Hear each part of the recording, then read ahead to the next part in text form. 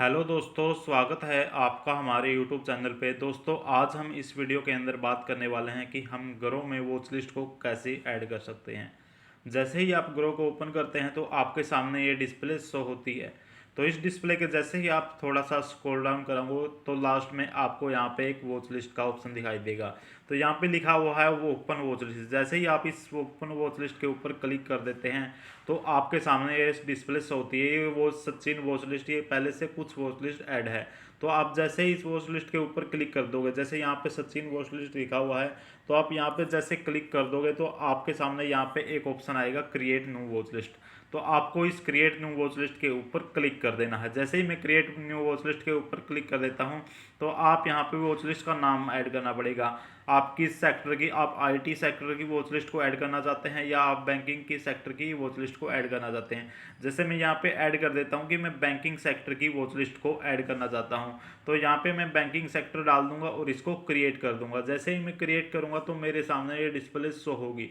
इस डिस्प्ले के अंदर आप बैंकिंग सेक्टर की कोई भी डाल सकते हैं। जैसे यहाँ पे बैंकिंग सेक्टर की डालने के लिए आपको यहाँ पे सर्च करना पड़ेगा कि बैंक के अंदर कौन कौन से स्टॉक ऐड करने पड़ेंगे। यहाँ पे आपको सर्च का ऑप्शन है। तो जैसे ही मैं यहाँ पे सर्च करता हूँ तो जैसे मैं यहाँ पे HDFC बैंक को सर्च कर लेता हूँ तो ये मेरा HDFC बैंक ओपन हो गया। तो यहाँ पे वॉच लिस्ट में ऐड करने के लिए यहाँ पे आपको एक डब्बा सा दिखाई देगा ब्लू कलर का। आपको इसको ग्रीन ब्लू कर देना, जैसे ग्रीन कर देना। जैसे मैं यहाँ पे इसको ग्रीन कर देता हूँ तो ये मेरा वॉच लिस्ट के अंदर ऐड हो गया। एडिड टू बैंक सेक्टर यहाँ पे दिखा। तो जैसे मैं बैक करके दिखा देता हूँ। जैसे मैंने बैक किया तो यहाँ पे आपको शो करा कि HDFC बैंक आपका बैंकिंग सेक्टर के अंदर ऐड हो गया। इसी तरह आप कोई भी और बैंक को ऐड कर सकते हैं। जैसे यहाँ पे आप सर्च करेंगे, जैसे मैं यहाँ से सर्च कर लेता हूँ, मैं एक्सिस बैंक को सर्च करता हूँ। तो एक्सिस बैंक को सर्च करने के बाद आपको यहाँ पे टिक कर देना है। ये ग्रीन कलर का है तो इसको मैंने ग्रीन कर दिया। तो इसके बाद मेरा ये वॉच लिस्ट के अंदर ऐड हो गया। इस तरह से आप कोई भी स्टॉक को वॉच लिस्ट के अंदर ऐड कर सकते हैं। जैसे मैंने ये वॉच लिस्ट के अंदर ऐड कर दिया, मैं किसी स्टॉक को डिलीट भी कर सकता हूँ या फिर उसको रीनेम भी कर सकता हूँ। जैसे मैंने ये स्टॉक एक्सिस बैंक इसके अंदर ऐड किया है। जैसे मैं इस एक्सिस बैंक के ऊपर क्लिक कर देता हूँ तो मैं चाहता हूँ कि एक्सिस बैंक की जगह मैं SBI का वॉच लिस्ट के अंदर ऐड करूँ। तो मैं यहाँ पे जिसके अंदर हमने ये डब्बा रंगीन किया था तो हम इसको दोबारा से खाली कर देंगे। जैसे हमने ये वॉच लिस्ट के अंदर ये क्लीन किया था तो जैसे मैं इसके ऊपर क्लिक कर देता हूँ तो यहाँ से मैं बैंकिंग सेक्टर की मेरी दो वॉच लिस्ट है, एक सचिन वॉच लिस्ट, एक बैंकिंग। तो मैं यहाँ से जैसे मैंने बैंकिंग सेक्टर के अंदर ये एक्सिस बैंक की वॉच लिस्ट में ऐड किया था तो मैं इसको नील कर दूंगा और इसको सेव कर दूंगा। जैसे ही मैं सेव करूँगा तो बैक होने के बाद ये मेरा एक्सिस बैंक यहाँ से हट जाएगा। इस तरह से आप एक्सिस बैंक के अंदर कोई भी, जैसे वॉच लिस्ट के अंदर कोई भी स्टॉक को ऐड कर सकते हैं। जैसे मैं यहाँ पे दिखा देता हूँ। जैसे मैंने ये आपको ये बता दिया कि वॉच लिस्ट के अंदर कैसे स्टॉक को ऐड किया जाता है, ये भी बता दिया कि वॉच लिस्ट को कैसे डिलीट किया जाता है, वॉच लिस्ट के अंदर स्टॉक को कैसे डिलीट किया जाता है। जैसे यहाँ पे मैं बैंकिंग सेक्टर के ऊपर क्लिक कर देता हूँ तो यहाँ पे मैं बैंकिंग सेक्टर का नाम भी चेंज कर सकता हूँ। जैसे यहाँ पे बैंकिंग सेक्टर का जगह पे मैं बैंक स्टॉक लिख सकता हूँ या फिर जैसे मैंने यहाँ पे बैंकिंग सेक्टर लिखा था तो यहाँ पे मैं बैंक स्टॉक कर दूंगा और यहाँ पे सेव कर दूंगा।